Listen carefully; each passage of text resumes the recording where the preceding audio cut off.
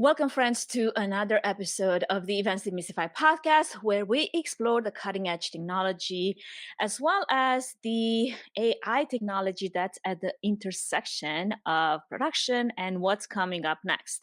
I'm your host, 𝐂𝐡𝐚𝐩𝐭𝐞𝐫𝐬, and today we are basically continuing the topic that we have started in 2023 that has been sparking innovation, controversial conversations as well across many industries, and that is Gen AI. This past year has obviously been nothing short of a landmark in the evolution of mankind. Like, we didn't go to the moon quite that hard, but we definitely landed in some uncharted territory. We've witnessed an explosion of innovation when it comes to the rise of Gen AI tools such as ChatGPT, Bard, Claude, Dall-E, and also visual marvels like I mentioned Dall-E, Midjourney, Pika was another one, and technologies that have taken our likeness and turned it into AI avatars. And based on feedback received, probably we're not there yet. However, there's technologies out there that are constantly evolving, such as Runaway, HeyGen, and Synthesia. They have reshaped how we create, how we communicate, and how we experience content. The change has been quite rapid. And a lot of the people that I get to speak with are at the forefront of technology, but a lot of them are not yet sure that this is where they want to be because there's obviously a lot of fear involved with change. And when it comes to staying in step with such a relentless march of progress, there's obviously a bit of a hardship that comes with that.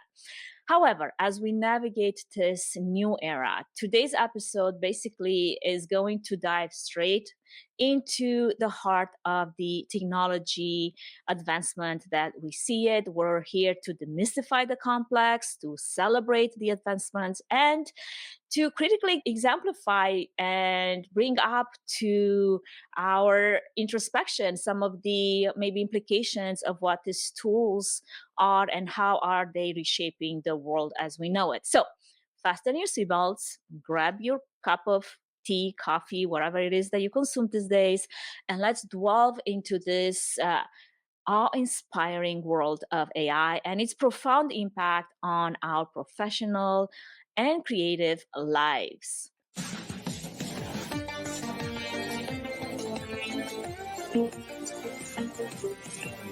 Welcome to Events Demystified podcast, where we explore and demystify the world of in-person, virtual, hybrid event AV production and technology by sharing insightful tips, tricks and tactics to make your events a success. This podcast is brought to you by Trifun Events, a woman-owned boutique event production agency. And your host is 𝐂𝐡𝐚𝐩𝐭𝐞𝐫𝐬, a technical event planner and producer with almost 2 decades of hands-on technical experience in event production.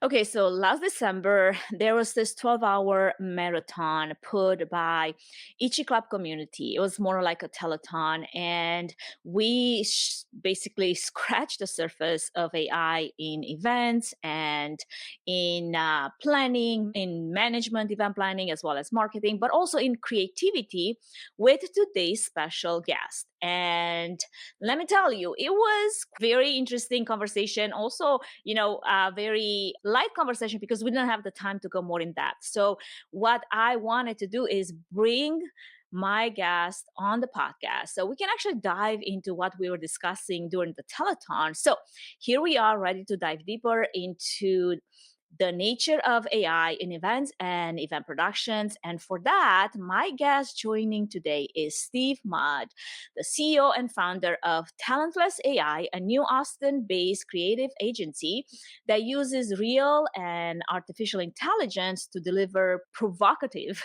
content with synthetic media. Steve is a man whose career is as diverse as it is fascinating. He's also currently the host of AIAF, a next-gen creative podcast that is featuring artificial conversations about real intelligence. Steve has a long history as an IT storyteller. He most recently ran strategic messaging and content marketing for NetApp and previously worked for 𝐂𝐻𝐸 on brands such as IBM, Lenovo, Level 3 Communications, and Iron Mountain. From producing the movie Seclusion to safeguarding mascots and guiding tours at the Adolf Course Brewing Company, Steve is a maven of experiences and insights. And today, he's here to share his expertise and experience in the Gen AI world, artificial conversations about real intelligence, how that's going. So, without further ado, let's welcome Steve in.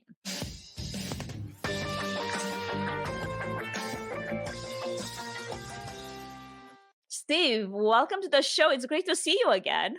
It's great to see you, and thank you for that warm introduction. And I'm just excited as heck to talk to you. I know you said we only had like 15 minutes to chat before, and so now we're gonna do 6 hours, right? We're gonna have 6 hours. Absolutely. But before we do that, let's make sure that it's the real you. Show your fingers. All 10 fingers. Awesome. Good. We never know if it's Steve or some AI avatar version of Steve. So I want to make sure that that's true and real you that is coming to the conversation. I think, in the early days of the pandemic, I was a pioneer in using video Zoom backgrounds, where I took a video of myself and just put it in my Zoom background while I sat on the couch and that is funny.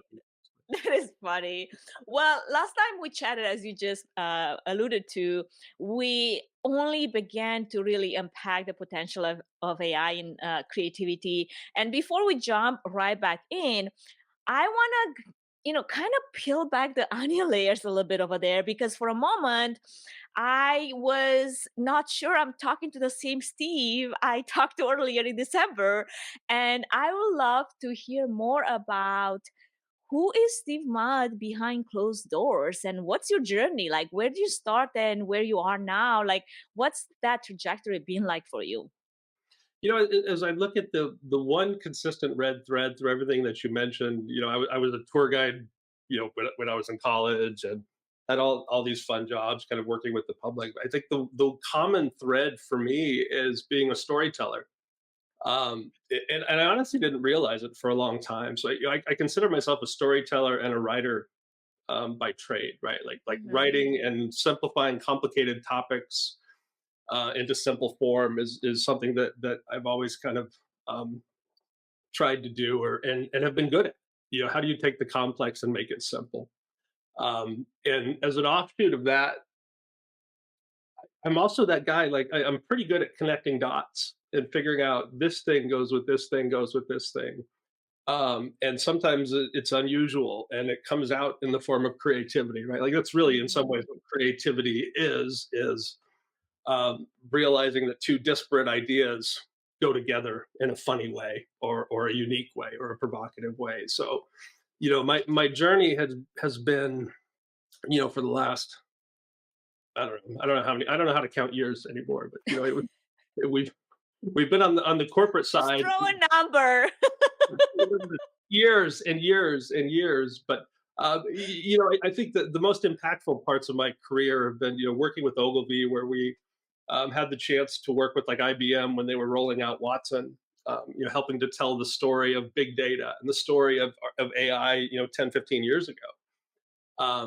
That was a wonderful experience. In my last, role at NetApp, where I led this amazing team of creative people who were building content, and we just tried to keep pushing the boundaries, because at some level I'm that guy who doesn't give a crap, like I'm just like, let's try it, let's experiment, and let's have some fun.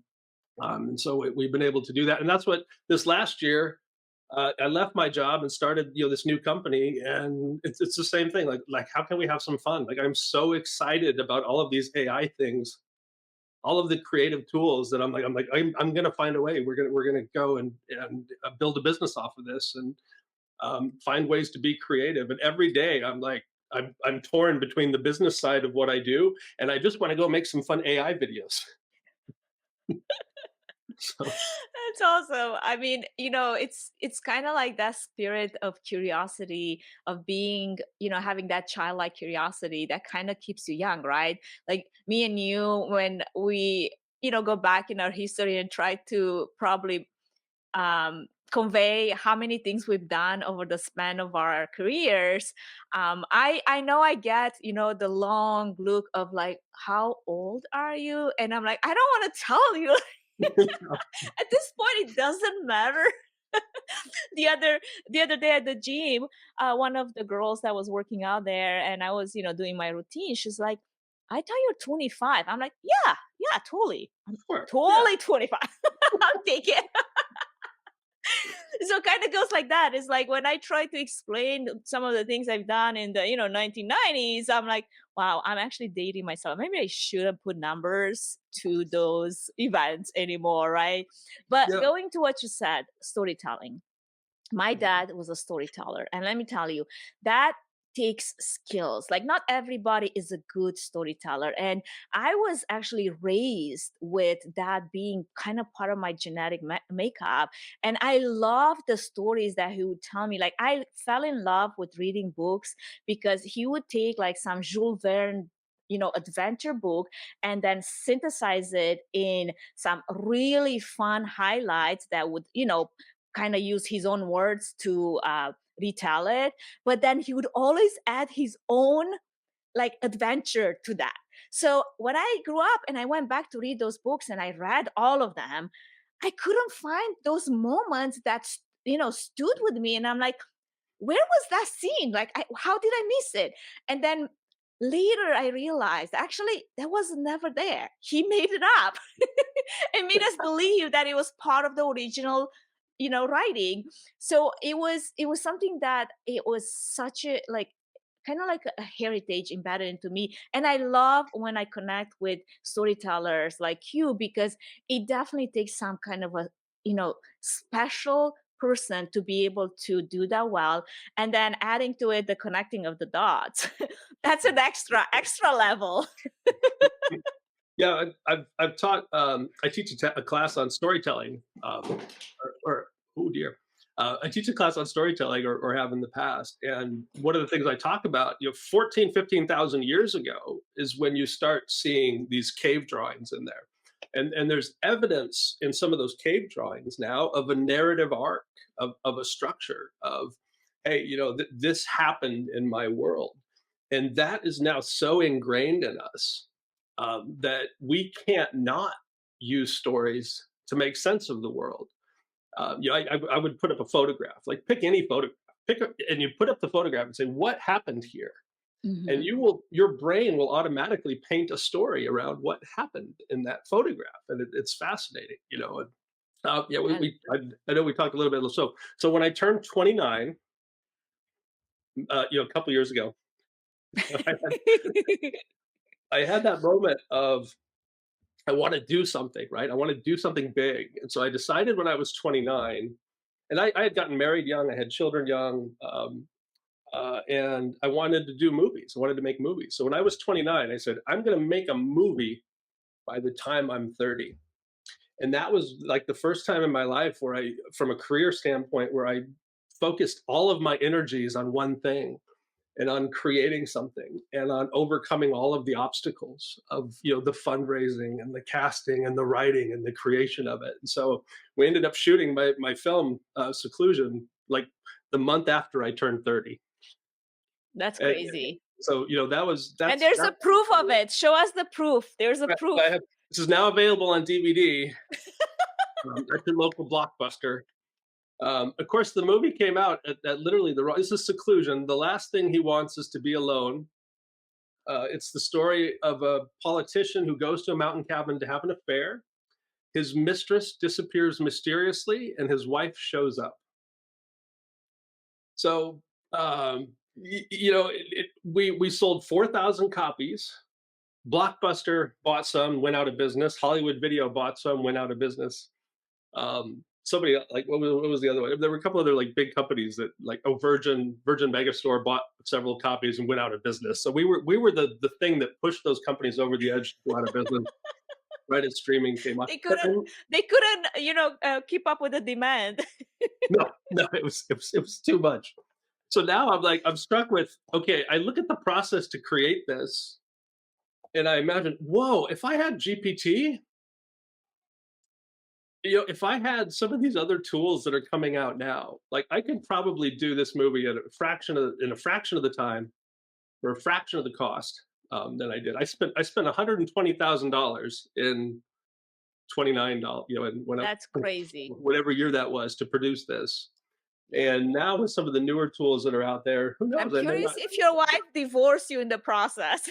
Yes, yes, she did Oh my actually. God, are you Yeah, serious? yes. Oh my God. Okay, I was just like literally just making a joke, but because that's a push. That's hard. It was hard, and she was actually yeah. It was Andrea Myers. She was my wife at the time. She co-produced it, did a wonderful job on it.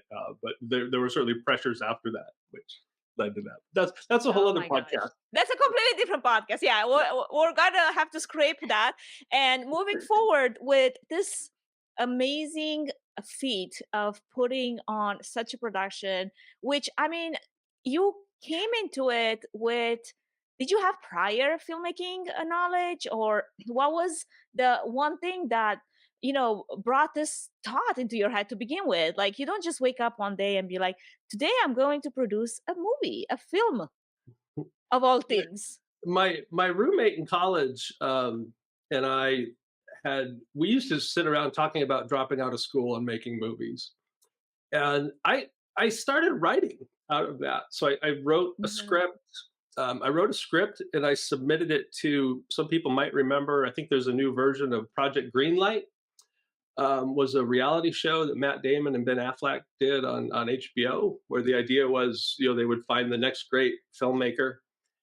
So I submitted a script to that project, and I made the top 250. Somehow my script was chosen from over 7,000 as one of the top 250. So That's that was the awesome. first moment where I'm like, oh, maybe this is something I could do. Um, That's awesome. yeah, All and then right, so we gotta move forward into the yeah, conversation into the yeah. next stage, like taking that into today's times. And how do you see that creativity that pushed you to come up with this idea, and the process, and the money, and the funds, and all the production needs for putting on a feature film? How did that evolve over the years, and how do you see that potentially evolving in the future? You're talking about maybe coming with a sequel. Come on, give us all the deeds. I it's interesting to look at the different levels and the different areas of filmmaking. Hmm. Obviously, now there are, if you look at the production side of what's going on in Hollywood, for years, we are used to CGI, right? Like computer Right. generated graphics that are in there. Yeah, I Um, love Avatar for that reason alone. yeah, yeah, and so we're already accustomed to film as art that's not really been filmed. It's fake. It is totally fake. It is artificial, whether it's from artificial intelligence or not. It is not like they filmed blue people flying in the sky. So there's been this sort of march towards this computer stuff. When you look at like in person, we've used it for events where we had like a huge LED screen in the background, and you can program LED screen to look like anywhere you want. Right? Like you could be like we did a wine show for one of our corporate events when we had an LED thing that made it look like it was a wine show, Yeah. like they were in a wine cellar, and it looks real. Um, Unreal Engine is a company or a technology that some people may be familiar with, but they're using Unreal Engine to basically create whole new worlds that can be projected on these massive LED screens and backdrops. So Yeah. I know there's a studio here in Austin and Chicago. Like all the cities are now kind of there's maybe one or two in each city where they have these huge studio spaces where you can, in essence, in one room, not with a green screen, but with a background that looks as real as any green screen or anything filmed would look. Um, you could film a movie in a room, Yeah. And so you could do it quickly. You don't have to move your camera 100 times. And they can replicate the movement of the sun, right? Like the lighting and everything. Like it's as real can be. And so it makes that storytelling from that aspect, um, so much cheaper. So like Yeah. you don't have to go. You don't have to go So send it's kind people of like out there. more, not only is cheaper, but it's more approachable, like for people like, potentially me and you that don't have those crazy budgets, right, to put on a feature movie, and yet it's becoming accessible. So do you see that as the future of filmmaking and video production as we move forward? It's the present. It's where it's going, in a lot of ways. Like you look at, um, just I don't know. I just watched The Family Plan on Netflix. I swear to God, I don't know that they actually went to a location. I feel like that whole movie was generated in computer. So I learned filmmaking not through a fancy film school. There's this wonderful class. I think it's still taught. It's the Hollywood Film School. It's 2 days. The first day is how to make a movie. The second day is how to sell a movie. And in that first day, they teach you, to keep it cheap, one location, right? Not a ton of actors. Keep it simple. Don't overcomplicate your story, because every time you have to move the cameras, it costs money. Every time you have to set something up new, it costs money. So the fewer times you have to set up, you can do that. Now, you could create a movie where you are in one location, but you're in 100 locations. So you can improve the complexity of that, which is really exciting to me. And I think that's probably most of the entertainment you're going to start seeing, at least on a mass produced basis. The Hmm. mainstream entertainment that we're seeing today is going to be all about that. And Absolutely. like, I think there is an article actually. I follow a lot of the AI innovation that's happening. And there was an article on LinkedIn about recently, I think it was Sony that came up with a brand new way to film a feature movie in basically one location, just with the latest AI technology. And you have all the scenes, like you said, everything is changing, but the camera is just static into like at one point, and what's they're literally projecting on the scene in front of the camera, which was like crazy because now it's the whole, foreground and background moving, but not the camera. Before it's like always like moving cameras everywhere, and you have Mhm. all this everything, right? Which takes a lot of manpower, a lot of budget to have those cameras in the first place, because that is not cheap, right? But now, like you could technically use your iPhone Yeah, yeah. to I mean, film. the resolution. So my film, the raw footage of my movie is in the garage. It's sitting. It's a terabyte of data, which at the time is 4 pretty sizable hard drives. Yeah. I have a terabyte on my iPhone, right? Yep. Right? Like I could do it there, and the resolution's probably better here, Yeah. than what we filmed with. Now, and of course, and we'll get to the writing, but you look at what happened with the Screen Actors Guild, Yeah. recently with the strike, and that's one of the issues now. Is like, now that I have filmed, Chris Stapleton and Missy Kreider, do I own their likeness forever? Right. Right? Can I take what I have created and reuse it?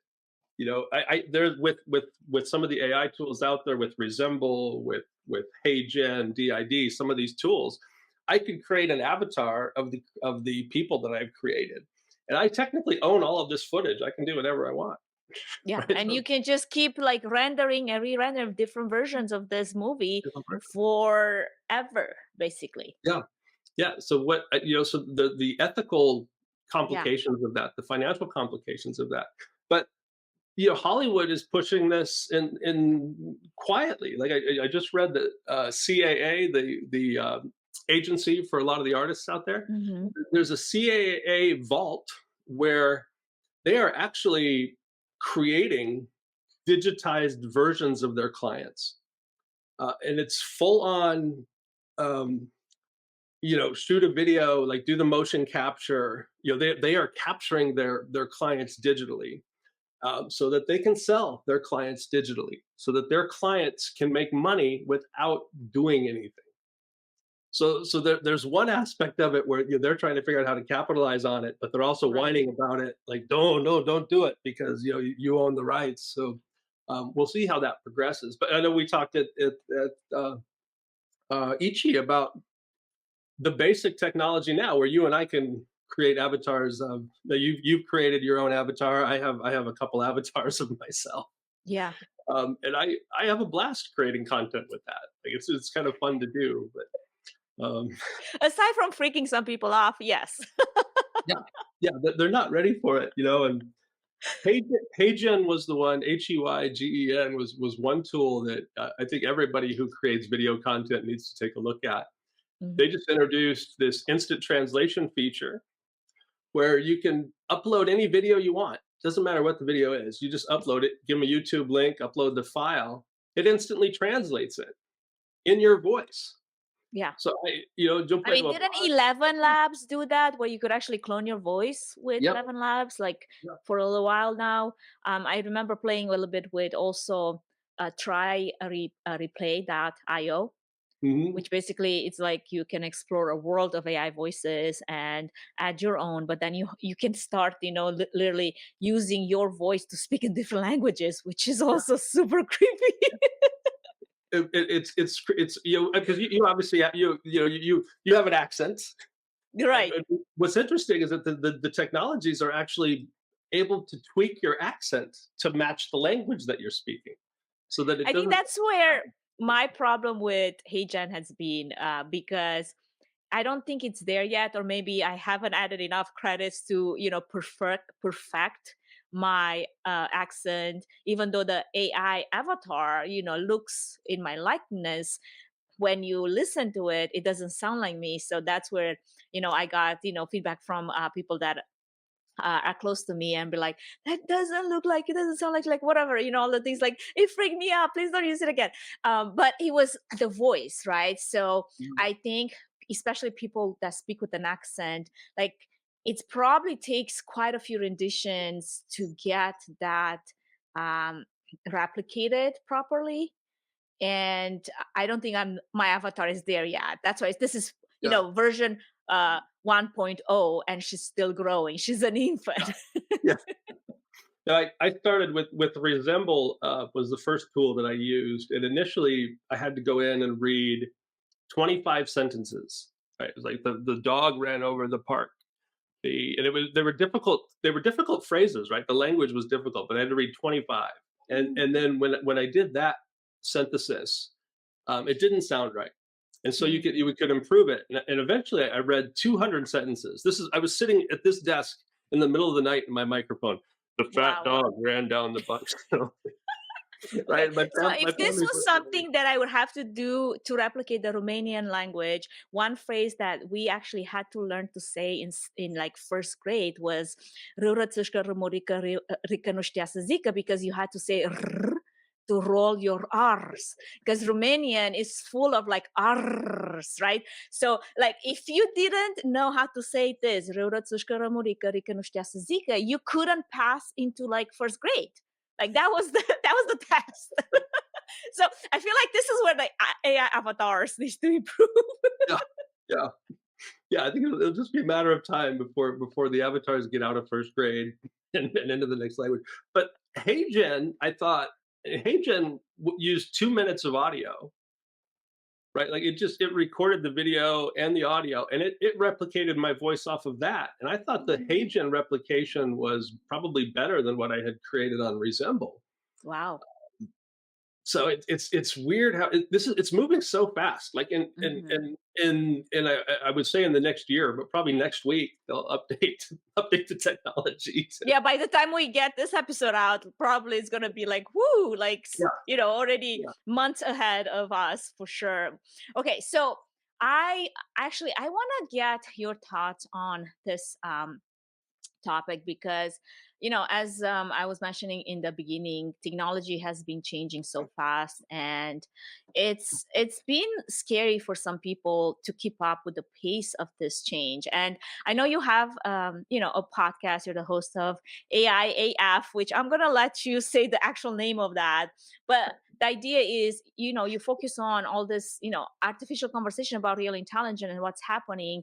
And I want to learn more about what the inspiration behind it has been, but also how do you encapsulate the essence of how crazy of a year last year has been when it comes to technology and the evolution and the societal reaction that is sparked? Yeah, it's I had a team of writers working for me. I am a writer. I have seen so much fear and backlash in the writing community, and rightly so.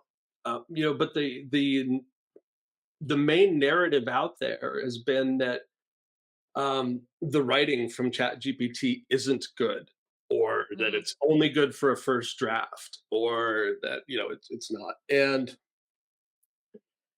I'm just going to say it. The reality is, especially when it comes to marketing content, most writing out there is not good now, and it's written by humans, right? Like there's maybe I know maybe 5 to 10 really good writers, right? Like if you don't follow George Tannenbaum on LinkedIn, he's been writing a blog every day for 17 years, right? Wow. He's one of the best writers in the business. You can't replicate George Tannenbaum on with ChatGPT, but I can replicate 80%, 90% of the other writers that are out there. Like Yeah. from my perspective, it really is good, right? Like the end result is as good as you need it to be for certain applications. There was a recent study that they did. They did a bake off between real writers and GPT, and their audience actually preferred. And they basically did like little product summaries, right? Like there were little marketing things, and so this was academic research, and then it came back that the audience actually preferred the content written by ChatGPT. Wow. So that's a realization that we all have to understand, right? Like that we all have to figure out, what does that mean. I look at the feature film Seclusion, now available on DVD, and you know I GPT Shameless probably plug.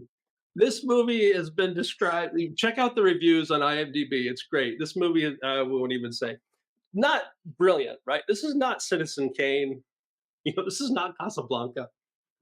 I'm proud of it for what it was, but it's Yeah. not the best writing in the world. So if I had GPT with this today, I probably would have been able to improve this script significantly. Yeah. I would have gotten to where this ended up faster. I would have been able to test more scenarios, to try more ideas, because creativity and writing in particular is about collaboration. Hmm. And with GPT, you can collaborate quite a bit. You can ask it its opinion. You can ask Yeah. it for other ideas. You can keep pushing it for better ideas, for better thoughts. And I've found several times, like as I've looked for come up with a name for something, or a name for a podcast, or a name for a product, or a campaign idea. It's pretty good. It's as good as most of the collaborators, a lot of the human collaborators that I've worked with in the past. Now, it's no substitute, right? Because then you get real people in a room and you say, hey, here's what GPT did. And then that's when the real magic happens, is when you have other people collaborating. But Hmm. GPT, if you're that solo creator, gets you to a new point. So Absolutely. AI as frick, AI as Fuck. um, AI Say as fuck, it. Just kidding. AI as fuck. That was it's an experiment in Yeah. generative AI and synthetic media. I do not record that podcast. It is entirely synthetic. My voice. I basically go in and I say, who do I want? Who are going to be my guests? And I go into GPT and I create a script. and I'll edit that script, and and I don't know what the percentage is now. Like the latest episode that we just did is probably 70% AI written, 30% Steve written, 100% Steve edited. But then I go into Resemble and 11 Labs. I actually used both this time and tested the voice synthesizers. So I come up Mhm. with characters. So this last episode, I interviewed Alan Turing, the famous computer scientist who has been dead for many years. So I was able to go into GPT and say, what would Alan Turing think about what's happened this year? Right. And so it created a script for me. It helped me create a script into deep philosophical questions, right? Like I talked to Alan Turing about the nature of consciousness and the Mhm. nature of being. Which Like is probably some topics that you're like, that's not how I would have a conversation with someone. It's like a bit above my pay yeah, grade to yeah, even entertain such thoughts. yeah, yeah, yeah. I'd like to even get there. Now, in the past, right? Like if I wanted to do something similar, like hire an actor to play Alan Turing, I would have had to read a book, right, or study Yeah, the or research research. Yeah, part that's yeah. gone into that, right? Yeah, instead it took me like an hour to replicate Alan Turing. I don't know how accurate it is. That's not necessarily the point, but the point is I was able to use that and create an interesting, what I hope is an interesting conversation, um, that people may want to listen to. And so it's kind of a cue for the future of what, how can you start to use these synthetic creations to do creative work? I think the only stopper to this is like your own imagination. Like it blows my mind that that is something that would come out of your mind, but then there's so many applications with that, right? It's like, wait, there's a new portal that's opening to all of us. If only we allowed ourselves to be curious and try. Mhm. It's absolutely, and it's creative excuses, right? Like everybody, like what are people's excuses? Writer's block, done, forget about it. Like GPT takes it away. Money, time, like all of the excuses that people have to create something, whether it's video or art. I mean, the digital art world. Oh my God! Like some of the stuff that's coming out of Midjourney and these other tools. Yeah. And you could debate whether it's art or whether what is art. What is it? If I worry that I've created the most brilliant piece of art in Midjourney and then I just skip past it. It's like I don't recognize it, right? Because there's something to be said for the amount of time that people put into something, right? There's a value to my experience and my perspective and my time. There's a flavor to what I do, artistically, that's different from the flavor of what other people do. Yeah. So how do we get that flavor into these new tools is really kind of the challenge. Now that the sky is the limit and anything can be created. Yeah, the Yeah. human touch. So before we get into that, because I definitely want to dive into that the nitty gritty of that human touch, that it's so important to the technology that's evolving. We're gonna take a quick break. Don't go anywhere. But we gotta acknowledge our podcast sponsor and supporter, and we will be right back with Steve. Before we move any further, I wanted to give a quick shout out to our main sponsor, Trifun Events, which is a boutique event planning and production agency that will come alongside you, offering personalized event planning and technical support, strategic event design, production and technology management, and flawless execution for live, virtual, and hybrid events. The team at Trifun Events is passionate about planning and producing event experiences that get people involved with true moments of interaction, engagement, and co-creation, while offering white glove treatment throughout the entire planning process, enabling you to reach your event goals with the use of creativity, production tools, and event technology. To find out how Trifun Events can plan and produce your event become memorable, go to trifunevents.com.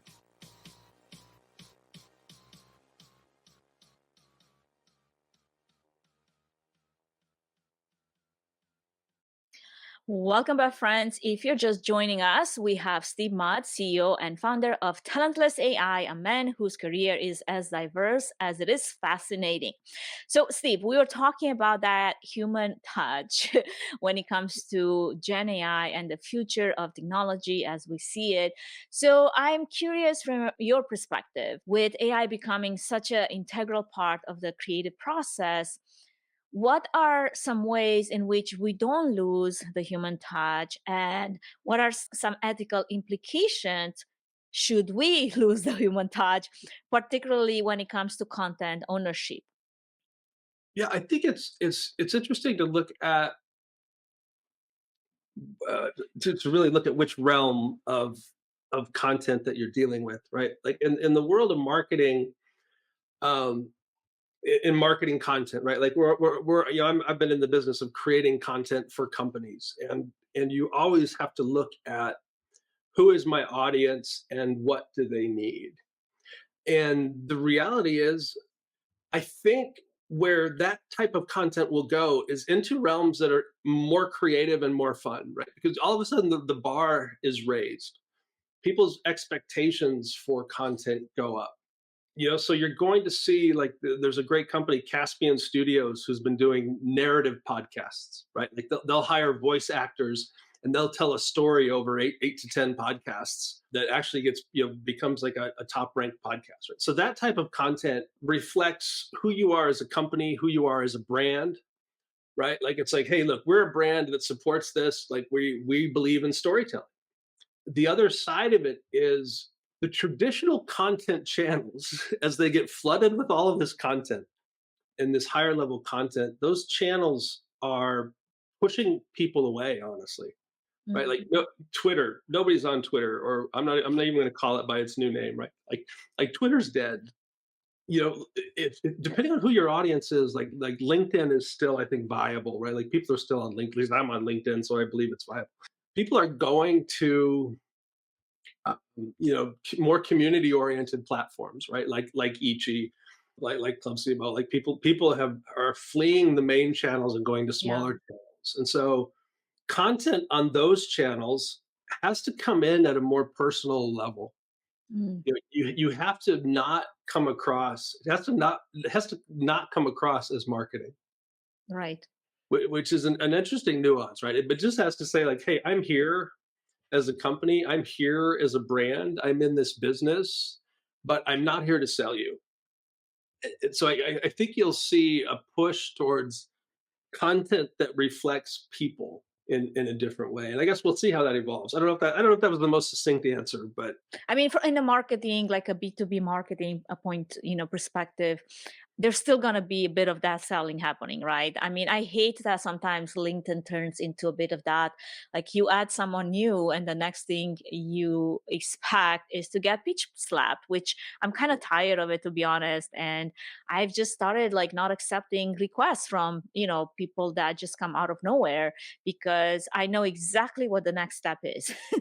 And it's like it's keeping that step, so I don't have to uh, work on archiving, blocking, or whatever. no, And the truth is, you're right, like many times, if you think about it, where we get our business from in most cases is through those smaller communities, because people get to know you, and then they don't buy what you sell. Is really they buy you and your authentic self and how you present yourself as person, more than just a brand. right, There's something to be said about creating, a good sense around your branding, right? There's something to be said no, about that. We talked about in previous episodes as well, and how to do that, especially with the newer AI technology tools that can really help you focus the direction that you want to go and be known for. Sometimes I feel like I still struggle with that, because I love a lot of things. I am into a lot of things, and I am passionate to pursue many different avenues that bring the type of fulfillment, mental, physical, emotional, all the things that make me who I am as a person. And that can confuse people that love to stay within boxes. Like creative people like us, I feel like we can't be put in a box. Like, try to no, put Steve Mudd in a box and see what happens. Probably he's gonna like break the box, redefine the box, just like throw away the box. So like, who came up with the box? There's a box. Where's woman? No, and you're absolutely, you hit the nail on the head, right? Like everybody is playing from the exact same playbook. And if you look at what's happened over the last, I don't know, 5 to 10 years, however many you want to quantify it, John Miller, who was one of the founders of Marketo, has talked about this lately quite a bit, right? Like the playbook for marketing is wrong, right? Everybody's going after leads, and it's the same process. And it's like, oh, do the in mail and do this, and then you know exactly what's going to happen next. Yeah. And we have underestimated the intelligence of each other. Um, if I need leads, I know how to figure out how to go get leads. I don't need 10 people to email me and tell me they can give me 1,000,000 leads, right? Like I'm Right. not going to respond to that.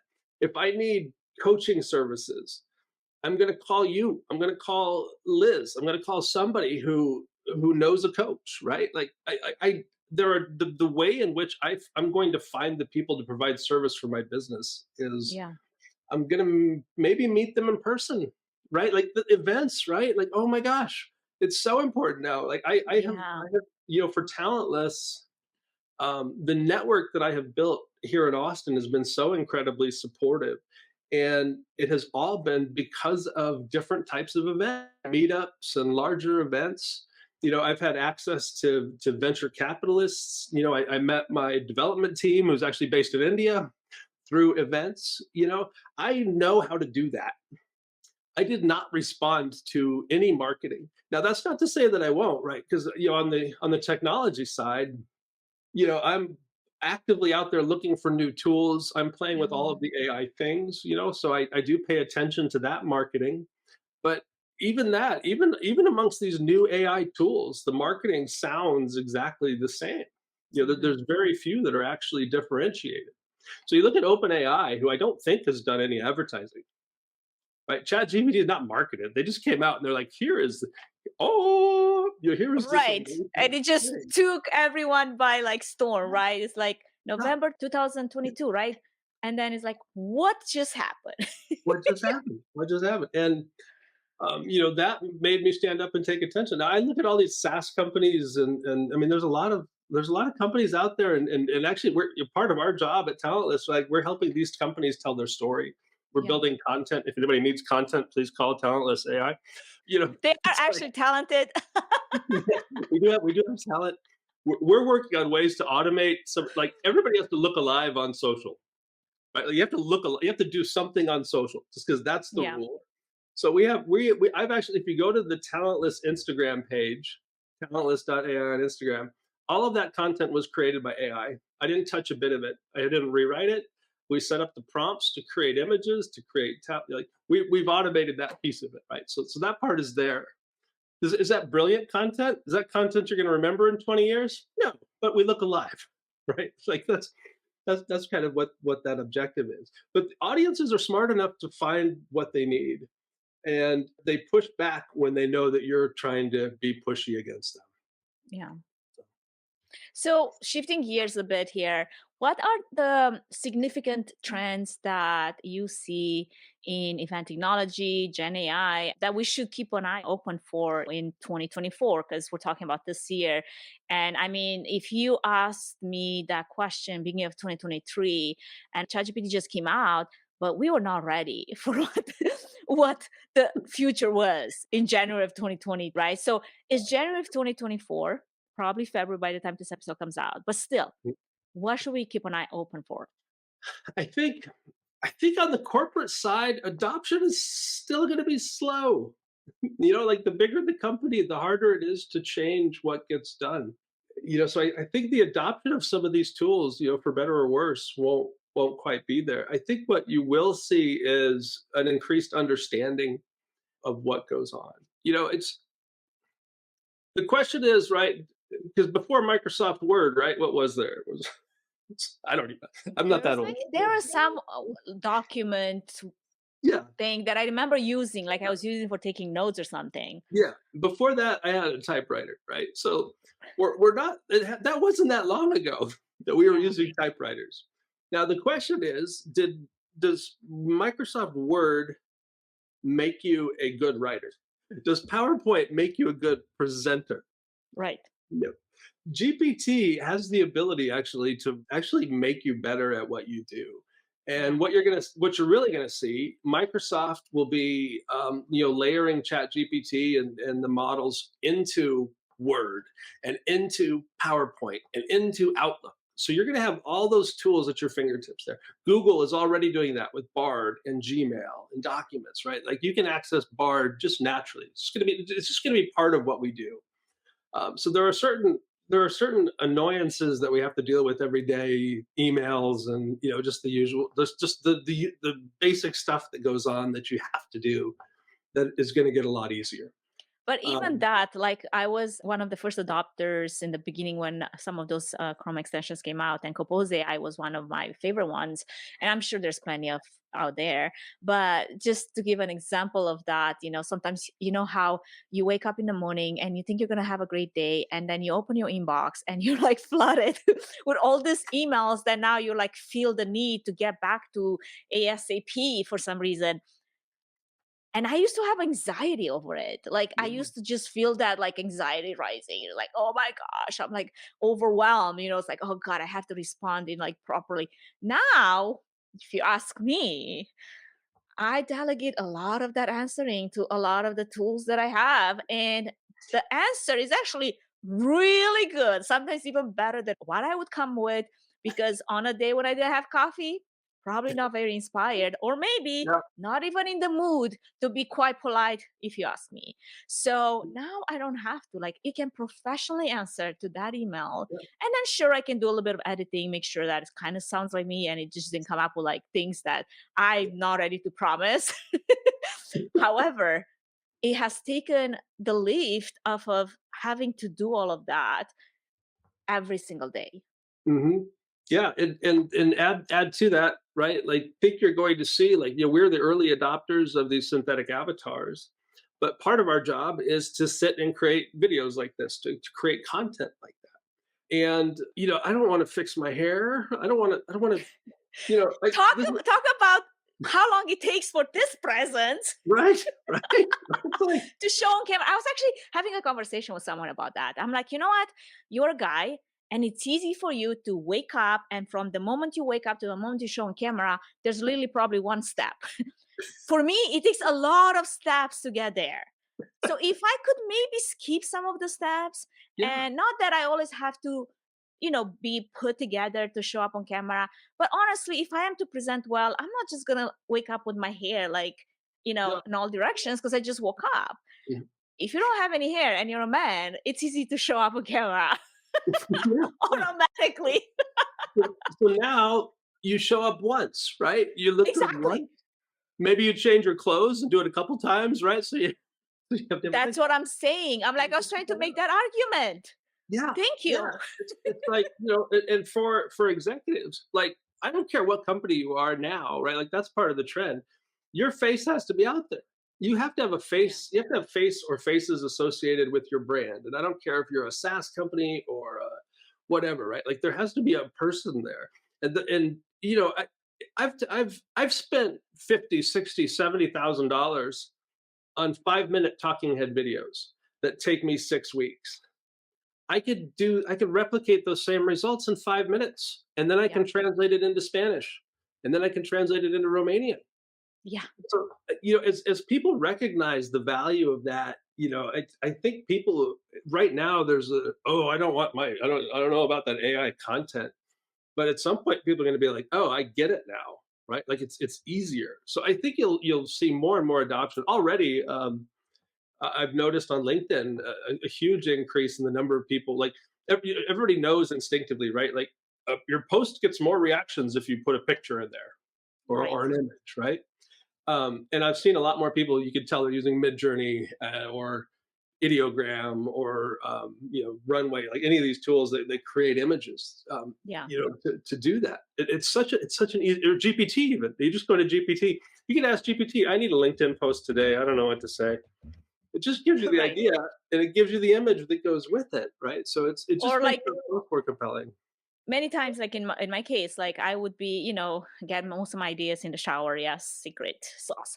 Um, and I have this beginning of an idea, but I want to, evolve on it. So I would literally next step is go to ChatGPT. It's like, okay, I want to write a LinkedIn post about this, this, this, this, this. Can you evolve on this? And Yeah. I'm like, oh my gosh. How long would have taken me to actually write that post, sit Yeah. on it, re-edit it, rethink Yeah. it? Oh, this doesn't sound right. Oh, mate, what would people think? Mhm. Save time. I have now discovered a new thing, and I don't know. We have to come up with the term for it. I'm a procrastinator, right? Like I'm a creative person. I wait till the deadlines. And There's now that's where the inspiration comes like yeah, this. yeah, and I'm like, oh, it's exhausting, right? Like it's so. I believe there is a new type of AI procrastination, and what has happened to me is I have work to do, right? Like even now, in the back of my head, I have some work I need to do for one of my clients. It's not going to take me long, but so I'm going to wait even longer to start it. Right? Like I'm not gonna wait till an hour before it's due. I'm gonna wait till 10 minutes before it's due and still get it done.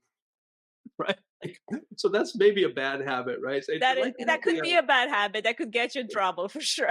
yeah, yeah, so it's adapting our personal processes. Like Yeah. that's something too. Like creatively, the creative process, and I highly recommend Tetragrammaton is a podcast from Rick Rubin. It's one of the best podcasts I've ever heard. But in his book, the Creative Way of Life, right? Like there are things in our life. I think because everything is so immediate now and so fast digitally, that it's actually going to be more beneficial for us to step away from our screens. Like we don't Mhm. have to spend as much time in front of our screens. So it's actually I'm going to have a better time brainstorming if I'm sitting in my chair meditating or going for a walk. I can go for more walks now. You know, Yeah, a 3-day work week, not out of the question. Like I can get everything I used to get done in 3 days. So that absolutely. the net effect of this acceleration of AI is that I think we can actually walk away from this digital world, and enjoy our lives a little bit more. Connect with our Absolutely. friends and family. I don't know how brands deal with that. Like how are brands going to deal with it when people walk away from their computers? All I know is that all this 2020 era of virtual events and the time I've spent stuck to a screen have brought this on, which I've never actually had the need for before. And here I am, like vision glasses for computer screens Oh yeah. because I Oh, need it now, right? Right. But here's one awesome way to actually segue into my last point here, because you basically just took us right to where I wanted to get us anyway. And with all of the technology, as you mentioned, the advancements, the changes, even the productivity that comes with it, because I am one of the main proponents of wanting to do the things that I want to do and then allow time for the things that I love to do outside of work. And one of those things is, bodybuilding. I would have not been able to embrace this sport and go competitively into it if it wasn't for the productivity that I gain with some of the tools that I'm using currently, because you still need time. Like when I'm in the gym for an hour and a half every single day, that takes me away from my work. However, if I can get my work done, and not only get it done but even be advancing in my work because I have all these tools, now I can spend my free time whatever the heck I want. And one way I would like to spend that would be working out. So mhm. that calls for this mental and physical fitness need for all of us to embrace more of, because I don't think we actually realized what a need that was until we went through the pandemic and we realize how much is affecting us emotionally, mentally, also physically. And with all of that in mind, what are some ways in which you do maintain your well-being, especially in the demanding industry that we're in? Technology is a demanding industry, events it's demanding, building a business is demanding, life is demanding. It's funny. Yeah, I haven't been in a gym for like 9 years. So that is not my chosen path. And Wellness doesn't have to be in the gym. yeah, I think yeah, that's one important point I want to make, because wellness means a lot of things for many people, right? Just the fact that you go for a walk, you care about your wellness. It doesn't have to be working out heavily like I do that. That's what wellness means to me. yeah. But I'm curious what it means to you. I am right now. I've become one of these bird watchers. I'm a bird person. What is that? Okay, so when you actually mentioned that in our introduction, I was like, Steve is kidding. What is that?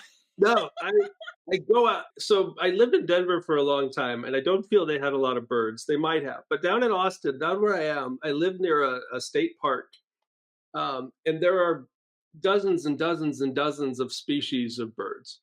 Wow. And I now every morning we go out and walk, or we try to, if the weather's good, and I'm Right. looking for birds. You would talk about how I bring AI into that, right? I have an app, the Right. Merlin app listens to birds and it identifies what bird you're hearing Oh, on the wow. app. So that's kind of a side note. But now there are some crested caracaras in my neighborhood, which is a bird of prey.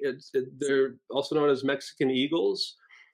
Every day I go out and I look for the caracaras because they're huge and they're beautiful.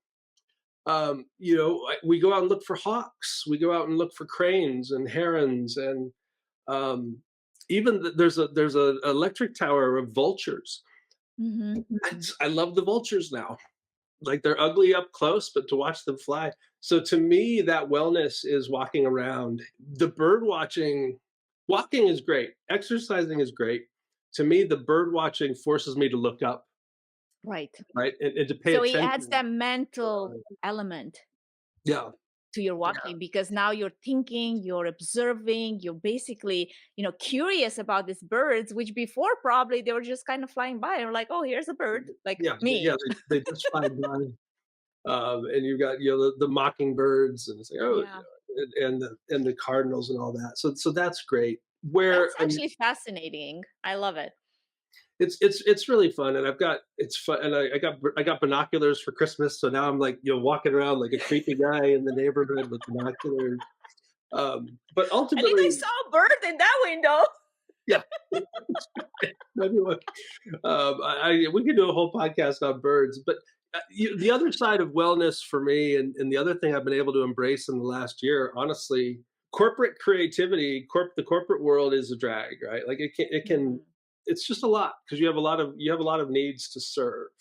Right. And what has now opened up with to me is that I believe we're all. People say, "Oh, I'm not creative." Yeah, you are. Right? Like I believe every person is creative, and my wellness depends on some freedom to create something new. And so that has been the most beautiful thing for me is just playing. Right? Like Yeah. not everything has to be perfect. Not everything has to be Casablanca. Uh, Yeah.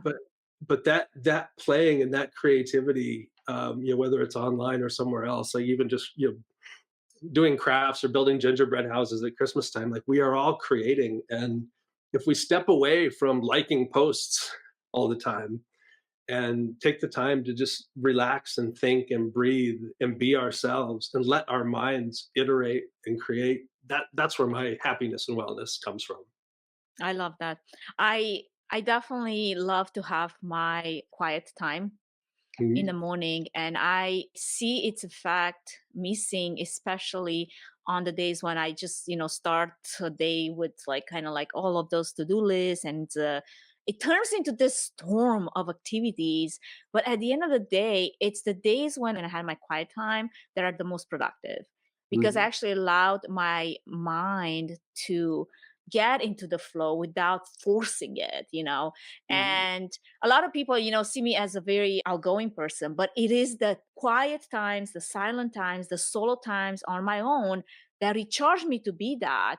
I prize that. I realize I don't operate well for long under a very noisy environment with a lot of things.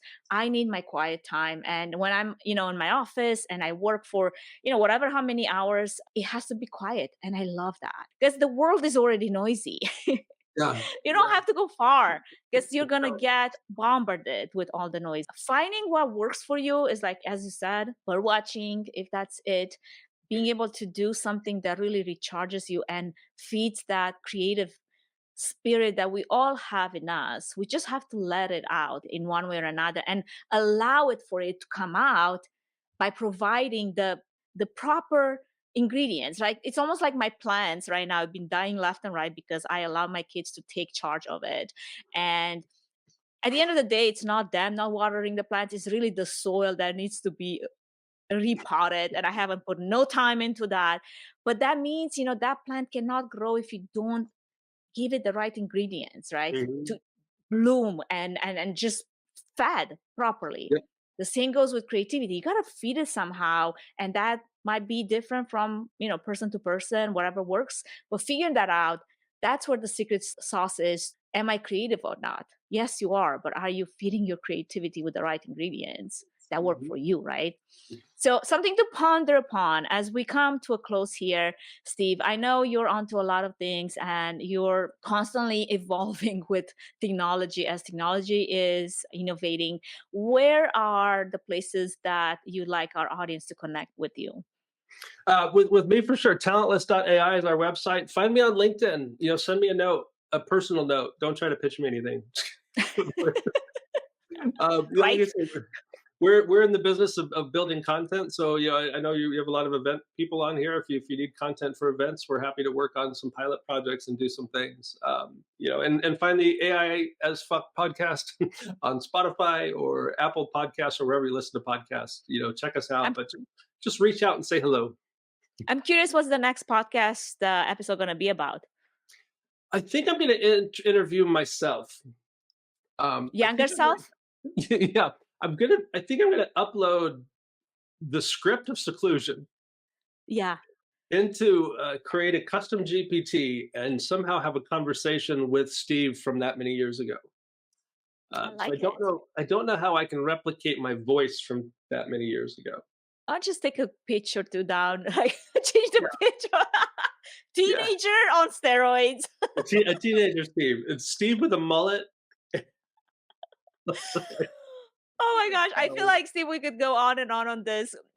Obviously, we barely scratched the surface. I think there's so much more to be talked about it, but there has to be a conclusion at some point. So, That's my with point. that, this is where we're going to conclude today's episode. A big thank you, Steve, for joining me, for entertaining this conversation. I feel like we definitely had the point of going in all directions, and I think we accomplished it. I think we brought it home. We brought it from seclusion to conclusion. Here we go. In full circle. Thank you so much for inviting me on the show. It's been so much fun. I really appreciate you. I loved our conversation. To all of you listening, if today's conversation has sparked your curiosity to learn more about Steve, please do connect with him and do check out his podcast. I know there's going to be a lot of new episodes that are going to be quite different than your regular episodes that you listen to. So check it out. Also, don't forget to share this podcast with your friends. And if you're new, do subscribe. We love subscribers. I'm actually running a listener survey currently. So if you heard that on Spotify or wherever you get your podcast, I would love to hear your feedback. We're trying to create new content for this year, but your voice matters. So we stay in tune with what you listen to and what you're curious to learn more about. And with that, this is your host, Trifun, signing off for now. Catch you on the next episode. And until then, keep demystifying. Thank you for listening to the Events Demystified podcast. If you enjoyed this podcast, please take a moment to review it, rate it, and share it with other event professionals that could benefit from it. Connect with us on social at Events Demystified Podcast. We would love to hear from you and what you're up to. If you'd like to learn more about Trifun Event Services and find out if we're a good fit in supporting your event, can we help your event be successful with a 20-minute free consultation? Link in the episode's notes. Thanks for tuning in.